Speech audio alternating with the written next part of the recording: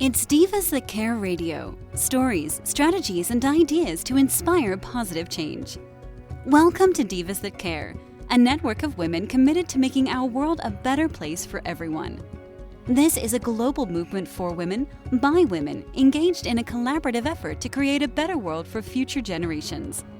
To find out more about the movement, visit divasthatcare.com after the show.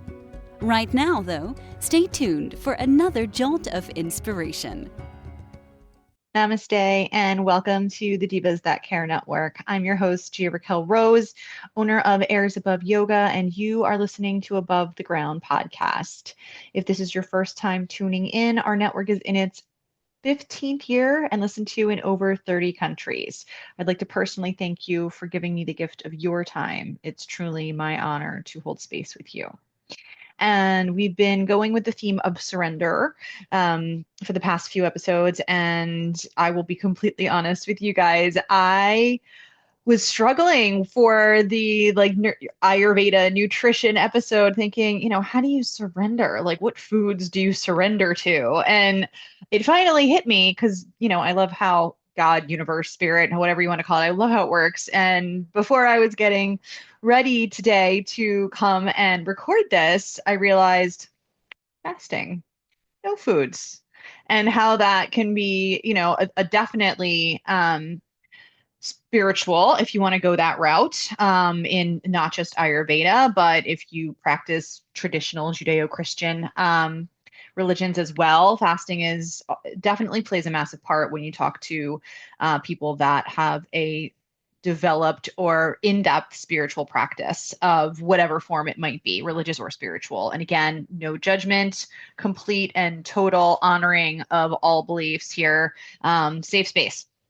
But we're going to talk a little bit about the Ayurvedic principle simply because we're, coming from that yogic kind of discipline background. And to that end, one of the most important things that I remember way back in the day, I think it was one of the earlier episodes, I did one on Ayurveda as self-care and tried to implement some of the Ayurvedic best practices for your day into my morning routine. And that has gone very well, actually. I still practice oil pulling every morning, tongue scraping every morning, and I am beside myself if I don't have my warm lemon water before I do anything with my day. It really became an ingrained thing. And if I run out of lemons or lemon juice, and for some reason I skip it that morning. I once tried with lemon essential oil. I don't recommend that, even lemon extract for baking. And obviously you would have to have a food safe lemon essential oil, not the same.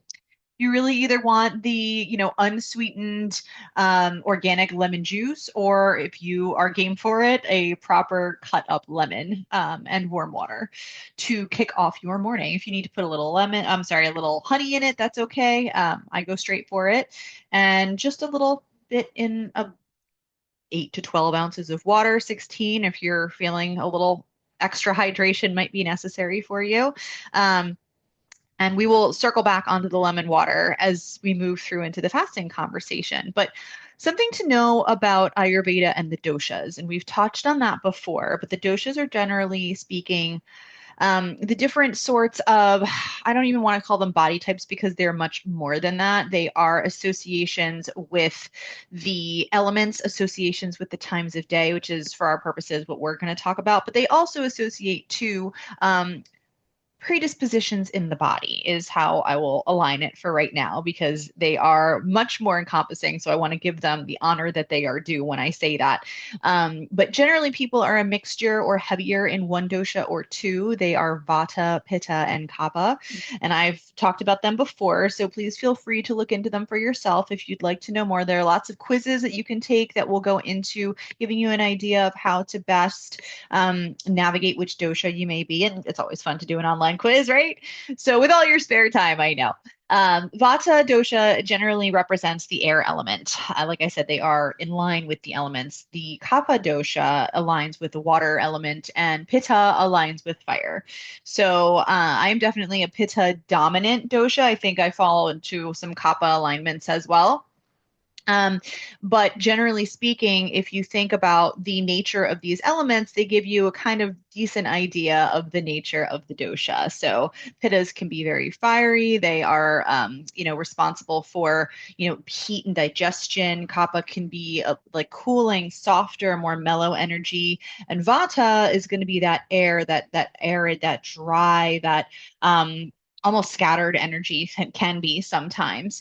And so even your body type will fall into, your doshic alignment with regard to, your physical makeup and even sometimes to do with your personality, depending on how far deep into that rabbit hole you'd like to climb. So, with all of that being said, and the reason that we're bringing this up is I'd like to have you a little bit of a basic understanding of it because they also apply to the times of day.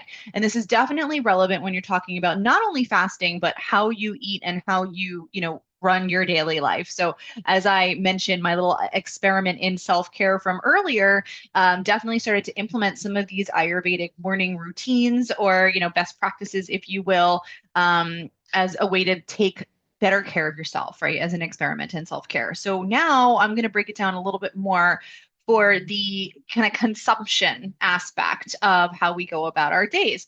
And so there are times of day that are associated with each dosha, and they actually wind up circling back through themselves to complete, our 24-hour clock system. So Vata, which is that air element, is from 2 a.m. to 6 a.m. It is followed by Kapha, the water element, from 6 a.m. to 10 a.m. Pitta then kind of I'll say culminates that first cycle from 10 a.m. to 2 p.m. And then the cycle restarts itself. So from 2 p.m. to 6 p.m. again is Vata. From 6 p.m. to 10 p.m. is Kapha once more. And from 10 p.m. to 2 a.m.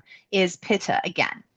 And so the reason that this is important, especially as we consider, our daily routines, our consumption of food, and what foods are best or not great for us, whatever, again, zone of no judgment. But when you're thinking about these things, one of the things to consider, and especially like Ayurvedic principles will suggest this as well, is that when you're fasting, kapha is one of the best times to do that, right? So as that cooling water element, it has a lot of those slower, heavier, kind of more relaxing associations to it. Whereas Vata has a little bit more of that air. Think of the things that you associate with lightness. Again, I don't want to use the word scattered in a negative way, but breezy might be a better way to think about it. And whereas fire is that consumption, right? That deep passion, that kind of an idea. So to that end, one of the reasons, and a lot of this is not just Ayurveda, but Ayurveda does say that you should have your largest meal in the middle of the day, which is in that pitta energy, right? That heavy pitta, so that your digestive fire, the agni, the fire in your belly, is able to digest that food. And we've all been told since we were little kids, even if it feels great to eat a bunch of chocolate before you go to bed, don't do that, right? You want to give, at least 2 hours, if not 3 hours, to your body after eating before you go to bed. And, Ayurveda is definitely big on that principle as well. So to that end, talking about fasting a little bit. So fasting is not for everybody, first of all. If you have specific, physical ailments, children, pregnant women, they should not necessarily fast. Like we're talking about like relatively healthy adults, again, air quotes for those that are listening. But if you have, certain metabolic challenges or you have certain diseases, fasting may not be for you. So please look into that and don't take me saying fasting is great or brings you closer to source or whatever. Don't do that, please. Definitely, look into how you can implement fasting into your day. And I think one of the ways that's safe and safe for most people, again, maybe not people with diabetes, but maybe depending on the severity, it's okay. And can be helpful. But one of the things, a lot of people will talk about intermittent fasting, right? And, limiting the chunk of time that you eat to an 8-hour period in the day. And what I like about that is I think that is an excellent way to begin to bring the concept into your reality safely. Ayurveda can suggest up to one one day or 24 to 36 hours of a fast, whether it be a water fast where maybe you can have a little lemon in the water, but literally like a water herbal tea fast, no caffeine, obviously no alcohol or drugs, but no food essentially, maybe a little bit of lemon in the water, but herbal teas, that kind of a thing. That's one way that you can do it. But that's pretty aggressive. And so I don't want to recommend anybody do that unless that's something that you feel that you're working up to and you are consulting with your doctor and it's, for your own intents and purposes. And it's something that I actually aspire to do. And I will be very honest, I have not ever fasted for that length of time, but I've definitely played with intermittent fasting and that 8-hour period. And I think that that's a great way in alignment with the Ayurvedic calendar to try. If it's something that, whether you're looking for weight loss, whether you're looking for, just a little bit more of a conscientious mindset towards your health, whether you're looking for a way to maybe reduce some inflammation in the body. There are a lot of benefits that come into fasting. It can give your digestive system a proper and true break.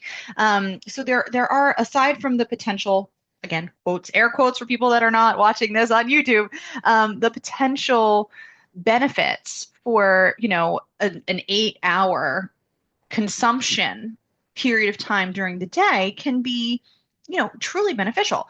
And if you are considering messing with that or implementing that into your day, then one of the Ayurvedic principles that coincides with that is to begin that fast or have that fast end, I should say, in that pitta period of time. So, and even vata is completely acceptable for food consumption. Okay. So I don't want to say that there are times of day that are, you're not allowed to eat according to Ayurveda. That's not what I'm saying. It's just recommendations based on the elemental cycle of the dosha in Ayurveda responding to the time of day. And so essentially the quote unquote best time to break your fast, right? Breakfast, break your fast is going to be between 10 a.m. and 6 p.m. So if you can start potentially by when you wake up in the morning, and here's where we start to have ideal and reality conflict. So if you talk to anyone who's not coming from an Ayurvedic standpoint and looking into intermittent fasting as just intermittent, quote, the air quotes again around intermittent fasting, coffee, even though it does have caffeine, does fall into the into the intermittent fasting acceptable beverages during a fast period. What does not fall into those kind of parameters are the cream, sugar, whatever you put into the coffee. So in theory, and I know I've had a lot of friends and I've been guilty of this too, kind of, sheepish hand raise, where, like I remember even being in college or high school and I would just drink coffee all day and then, eat after school. But it was Starbucks with, vanilla syrup and cream in it. So it super did not count as intermittent fasting. It definitely wasn't a healthy choice. Thank goodness I kind of cut that out as I got older and smarter. But think about that. And I've heard people say, oh, well, it's just a little bit of creamer. It doesn't count. I'm going to be a stickler on that and say, if it really does fall out of those parameters, especially when you're talking about dairy and you're talking about sugar, those really do play a part in the body. And so, yeah, unless it's black coffee, maybe the caffeine, maybe we can look away and kind of like dodge the caffeine being an issue. But what we can't dodge is, dairy and sugar coming in, even in small amounts before you break that fast. So if you can stick to black tea would be even better. I understand of all the things that I've given up in my life, I've lowered my caffeine intake and switched to a mushroom coffee, which I love. But I have not entirely cut out caffeine because it is a dear friend of mine. It's probably one of my last vices that I'm holding on to with dear life. So again, I will remember that all of these things are coming from a place of accessibility to where you are, trying to meet you where you are, which is why you will not hear me say, yes, you should absolutely start a 24-hour fast and drink nothing but warm water with lemon. No, don't do that, especially if you've never fasted at all and you're used to just eating willy-nilly throughout your day without any consciousness behind it. I'm not judging that, but you're certainly not like, let's not go from 0 to 60. Okay. We want to think about ways that we can subtly implement this. And I think that even starting to, say, okay, and again, we talk about the kapha vata transition. Can you even get home to eat dinner at 6 o'clock? For a lot of people, that's not reasonable. It's not a reasonable expectation. Can you slide that back 2 hours, let's say from 12 to 8 p.m.? Sure, you can. Intermittent fasting absolutely says have at it and do that. Ayurveda still says that once you start to creep into that kapha evening time once more, which again falls into that 6 p.m. to 10 p.m., we want to try to aim for as close to 6 as we can to finish with digestion. And, I will say that does apply in theory, again, to even those lovely, hot cocos at night, or putting cream in your tea. That's gonna break that fast at night too. So you're really talking about, and I'm guilty of it. I have a sleepy time hot cocoa that I absolutely love, and it's helped me and brought the quality of my rest up loads, and I really really appreciate and well, I'm not the only one who really enjoys this newfound nighttime beverage, but it does cut into that fast. And so, if I were to do the complete fasting, you would stop that, right? As close to 6 p.m., maybe even 8 p.m. as you can. And so again, these are just like in an ideal utopic world, the principles that we would go to. But you can, things that are accessible is eating your largest meal in that middle of the day, and then kind of thinking of the lead up to it and the lead away from it as starting to lighten, and thinking of your system as something that you have to prime and prep to, like a well-oiled machine, to get it to its best functioning and then to kind of release it. And that's true also for long-term fasting, right? If you were going to, let's say, try to fast for, let's even say 12 hours, right? Let's say you want to work up to a 24-hour goal for whatever reason that you feel it's necessary. And there are tons of health benefits for a 24-hour fast, but again, not for everybody. And it's pretty intense and it's pretty drastic. So I'm talking about it. I'm not telling you to do that. I will say that multiple times during this episode.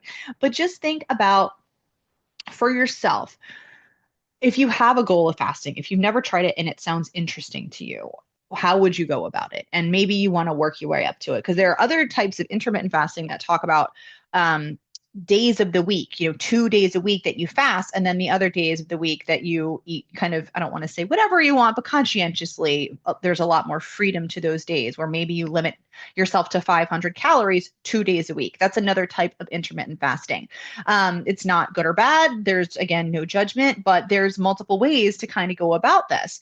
I like the idea of, for me, I'm very routine based, and I like the idea of having my days be as organized, for them to inevitably be shattered by life, but as organized as I can get them.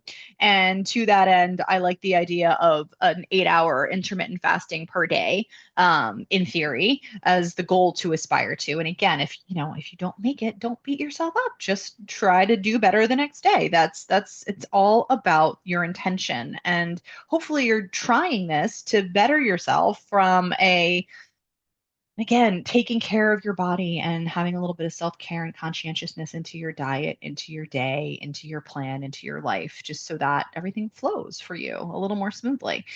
So again, you can do those multiple days of, a significant decrease in calories, or if you're working up, let's say, for example, to a 24-hour fast, maybe there are 2 days a week where instead of limiting calories, you extend the fasting period, and now you're dropping it down to 6 hours, maybe even 4 hours, where you eat that meal and in that vata period of the day. I'm sorry, not the vata, into the pitta period of the day between 10 a.m. and 2 p.m. I mean, if you really condensed it down and only ate a meal at that period of time, that's pretty close to a 24-hour fast. Now, again, I'm not saying that you should do that. I'm just saying that if you think about wanting to go in that route, here are some ways, and that would be one of them. I would say, let's play with the idea of eating within an 8-hour period. Try to see if you can get it from that 10 a.m. to that 6 p.m. window. If you have to slide that window back or forth, that's totally acceptable, but think about that. And then, okay, well, that went well. Maybe I do want to try to work towards, a longer term fast, whatever that might look like for you. And then just shrink that window up and try to keep it again. You know, try to do your best to not start eating super late and really crunching into that kappa evening time. Try to shorten it towards the middle. And to that end, if you are considering doing a longer term fast, definitely treat your body with grace and gently. So once you start to, you know, eliminate and remove and restrict your body, right? Like there are things that you're not supposed to do on a day if you are fasting for a 24-hour period, right? Like heavy exercise is a big no-no. That's when you want to do like a gentle yoga practice, maybe even a yin yoga practice, focus on deep breathing. Make sure it's on a day that you have off, you know, where maybe you don't have to interact with people in case you get hangry. I'm Italian. I definitely get hangry, right? Like, so, you know, you don't want to poke the beast, especially if you're new to this. So I just treat yourself with grace. You know, if you want to try this, maybe do it on a day off and start to shrink that window of calorie intake or food intake to when you're not around people or your children are going to be out or, you're not going to offend your partner in any way. Just things to take into consideration. And again, there are tons of health benefits for this, reduction in inflammation being one of them, cellular regeneration being another one, ease of the digestive tract being a third. And please feel free to deep dive into the benefits. But again, it's not for everyone, especially people that are, like example, small, like think again, extremes, small children, elderly, like no, not necessary. People that have their own ailments, like I have Hashimoto's, that's going to play a factor in my choices, right? If you're a diabetic, that's going to play a factor in your choices. If you have heart disease, it's going to play a factor in your choices. So be smart. Know your own body and know what's accessible to you, what you want to do, and what may not resonate for you. And you may not want to fast at all. You may not want to even try intermittent fasting. And again, it's not same with me when I decided to try paleo diet. I didn't do it for the weight loss purposes, although I did lose some weight. Intermittent fasting, a lot of people do for weight loss purposes, and you may lose weight, and that's wonderful because you want to be in the best shape that you can be in for yourself, for your family and your loved ones, for the world. But you have to take care of yourself and make sure that you're going about it safely. And so when we're talking about entering these longer periods of fasting, think about easing into it and easing out of it. And even when you're talking about, that, for example, let me paint a picture for you. You're going to eat within an 8-hour window. So what does that look like? That looks like you have, your herbal tea, maybe you have a black tea in the morning, you're not adding anything to it. As you're creeping up towards the end of that cycle, maybe you switch to a cup of coffee with that cream and sugar. Maybe you eat, like I make protein muffins. I'd be happy to share the recipe. They're amazing and I love them. Maybe you have a small meal to start that off. And then maybe, a couple hours later, you eat that big meal. But what you shouldn't do is go from, I don't know, let's say your black tea in the morning to, a whole pizza at noon. Like, again, with the extremes, we want to gently ease our way in, and then we want to gently ease our way out. So if we're working up to that big meal in the day, maybe you do have your quote unquote steak and potatoes, or for lunch, maybe you do have a very large, heavier dish at lunchtime or in the middle of the afternoons, like at that kind of, and I'll say this with a big giant asterisk that I just finger painted for those that are not watching. There is a thought process between that kind of like 3 p.m. lull and eating the heaviest meal of the day might just, drop all of the blood from your head into your stomach and exacerbate that. So keep that in mind as well and make sure that, you are fitting all of these different types of criteria into, what works for your daily life. But, it does make sense to ease your way in, have a little bit of food, a light breakfast break of fast around that 10 a.m. window, right? Your coffee, your cream and sugar, if you take it, black tea with cream and sugar, whatever it is for you. And working in, like I said, for me, it's a protein muffin. For you, maybe it's a protein shake. Maybe it's, a bowl of fruit and yogurt, whatever it might be, but start in light and then have that larger meal at lunch. If you do eat grains, maybe you have, chicken and rice, for example. If you're vegetarian, maybe you have, a really big a really big salad with a whole bunch of really healthy, quinoa and healthy grains and legumes in it, if that's kind of if you're vegan or whole food 30, whatever it might be. And then if you are transitioning to the evening, that's when you're going to want to have, that lighter meal, whether it's a salad, whether it is, even if you have a sweet tooth and you save a little bit of dessert, and you kind of, you slide that scale down so that you think of your meal as a bell curve, right? Your consumption as a bell curve. And winding down into those evening hours, you have your sleepy time hot cocoa with your cream in it, and you try to do that, maybe before 8 p.m. so that you switch to a clear herbal tea, or even again, like warm water with lemon. And again, the honey does count. Unfortunately, I believe that it's 35 calories, and please Google to double check, because I'm sure that different intermittent fasting protocols have different, but I remember 35 calories as being kind of what's acceptable, in air quotes again, for the amount of calories you can have during a fasting period.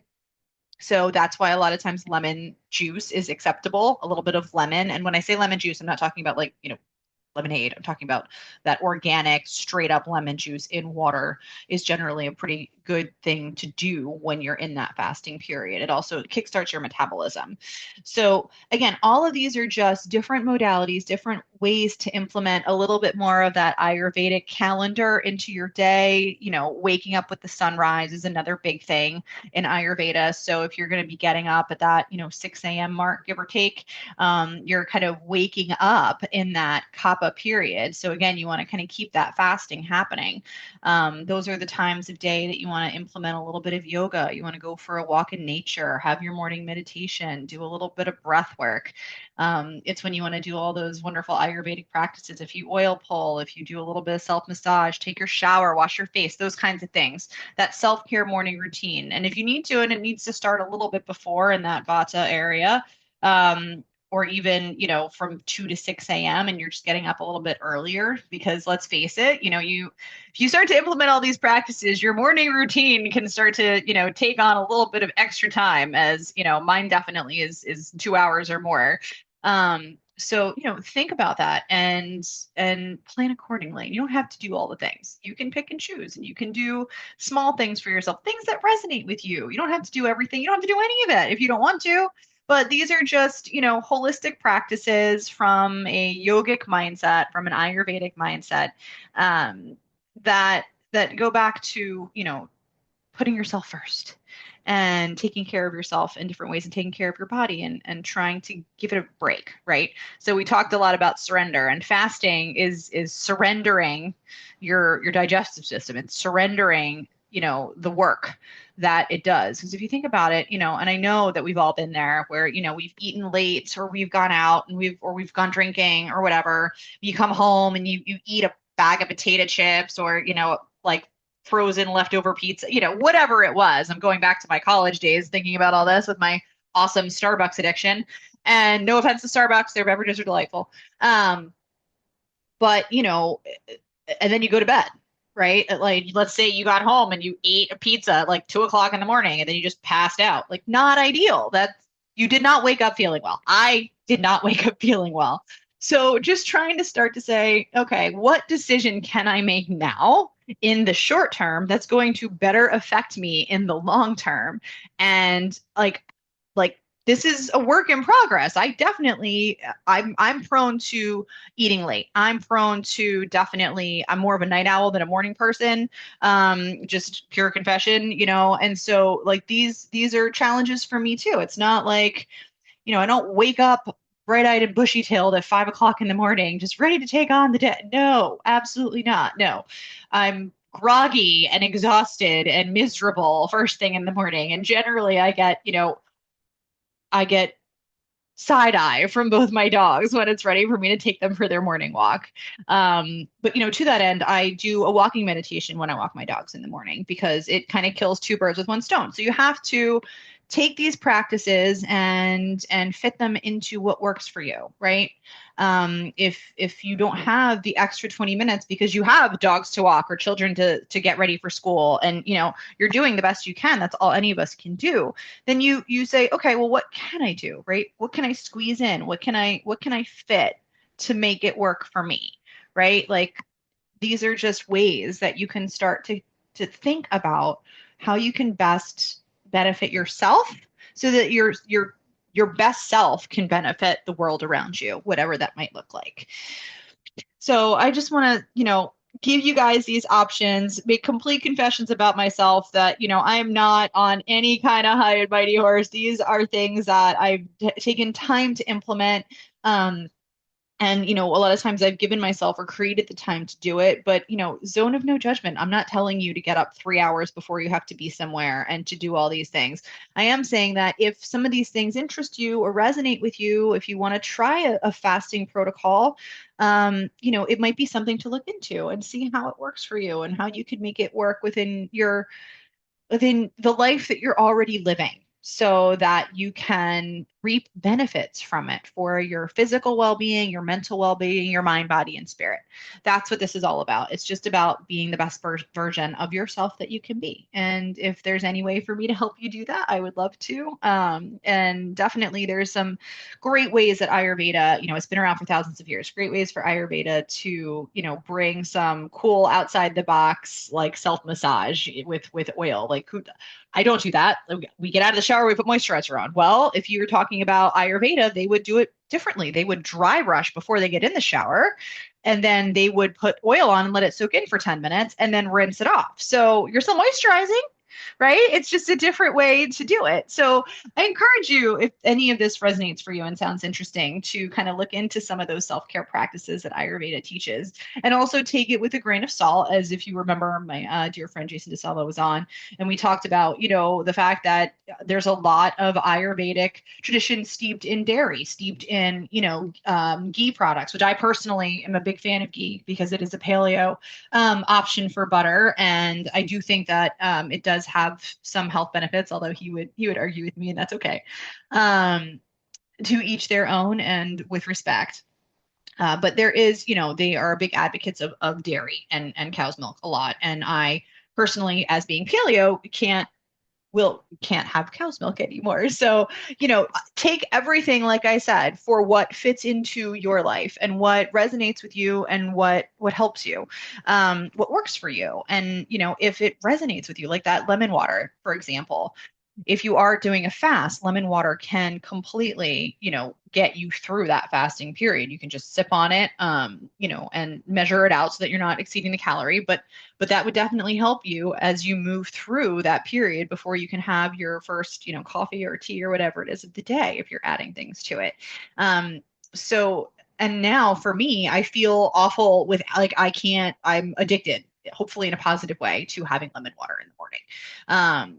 So I just hope that, again, that resonates with you and that you can take and pick and choose from these different practices, ways that maybe will bring fasting into your life in a healthy way for you, for your body. Take responsibility for your own health and well-being. And again, if it doesn't resonate with you, you don't need to work up. You don't have to fast for 24 hours. I mean, you can go up. There are people that do like a week of a water fast. And, again, I'm not saying that you should do that. I'm not even saying you should fast for 24 hours. But if you want to talk about, we're talking about tangible, accessible, and relatable, right? So I don't want to get too much into the spiritual benefits, because I think those are going to come for you and yourself, and if this practice even resonates with you, or implementing a fasting regimen resonates with you. If it does not, that's completely okay. And I just want you to take the physical benefits from it if you choose to embark on a trial with it, see how it goes for you. And just please remember to be gentle with yourself, to treat yourself kindly, to make sure that, you are honoring your body's specific needs with regard to any, contraindications to fasting that you may have. And, as always, surrender for your highest self, to your highest self, for your highest and best self, so that you can be your highest and best self to the world around you, because we all need that. We need that now more than ever. So I just want to thank you so very much for giving me the gift of your time. I appreciate each and every one of you for sharing this space with me. And I'd love to ask you to please share the same with your loved ones. For more goodness, Follow me on all the socials at Above the Ground Podcast, or visit my website, airsAboveYoga.com. And definitely check out not only my other episodes, but all of my amazing sisters on the Divas That Care network. You can find us on SoundCloud, Spotify, Odyssey, Apple, or anywhere else that you may feel guided. And again, my name is Gia-Raquel Rose, owner of Airs Above Yoga, and you are listening to Above the Ground Podcast, where every day is a good one. Namaste. Thanks for listening. This show was brought to you by Divas That Care. Connect with us on Facebook, on Instagram, and of course on divasthatcare.com, where you can subscribe to our newsletter so you don't miss a thing.